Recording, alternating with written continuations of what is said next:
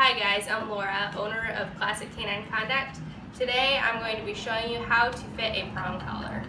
So I like to use the Herm Springer. It's two words, Herm and then S-P-R-E-N-G-E-R. And there's three different sizes that they make of these. There's the 3.0, the 2.25, and the micro, which is a 1.75. They're strong enough that they won't just slide out, but they're still flexible enough that when you go to take them apart, that they still slide apart. So to take these on and off, you pop a prong out, so you squeeze these two together, slide them in, and to take them apart, you just do it in the opposite direction. They make two different varieties of these. They make the quick release collars.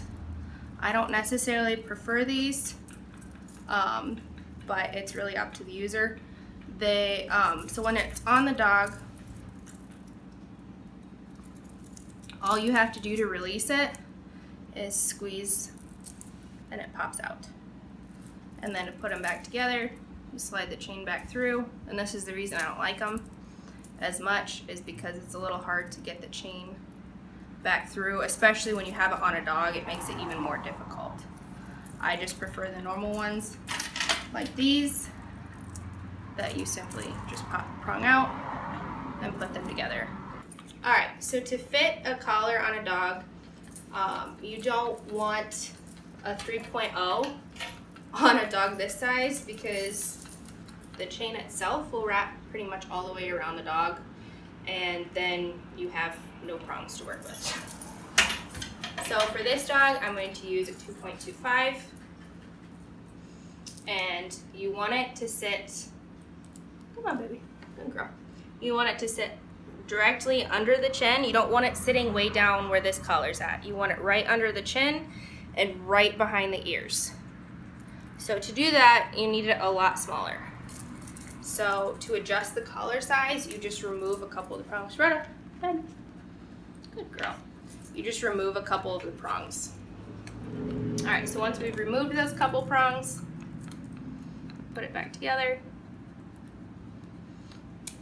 And you should still be able to slide it a tiny bit, but it shouldn't be loose enough that it'll freely just slide around the neck by itself. You should actually have to adjust it.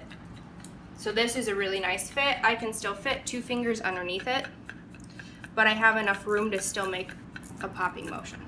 But if it was any looser than that, it'd be sliding around the dog's neck, it'd be sloppy, and it wouldn't fit up here where we want it to.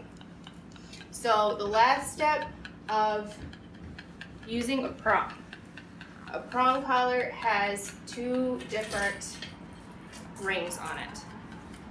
It has a D ring,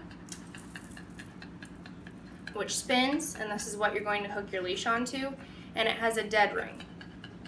The dead ring, if you put the leash on it, it's not going to work correctly, because it's not, if it does try to spin, it's just going to get tangled, and it's not going to have the same pressure as the D-ring would, because the D-ring sits on top.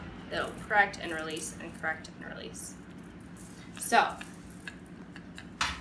when you're using a prong collar, I like to put a carabiner from the dead ring on the collar to the dog's normal buckle collar, or whatever, martingale, whatever you guys like to use. And this is in case, you know, you don't put it on right and the prongs aren't actually connected and it falls off. Any circumstance that, you know, might come up. So what you're going to do is you're going to attach the carabiner to the normal collar, and you're going to attach it to the dead ring of the prong collar, and it's going to sit like that. And then if you run into a situation where your collar falls off, you still have your leash attached to your dog. The prong collar is going to fall off, or going to fall off the neck, but you still have it connected to your carabiner, and this is where your leash is going to be connected. Alright, so that's how we fit a prong collar. Thanks for watching, guys.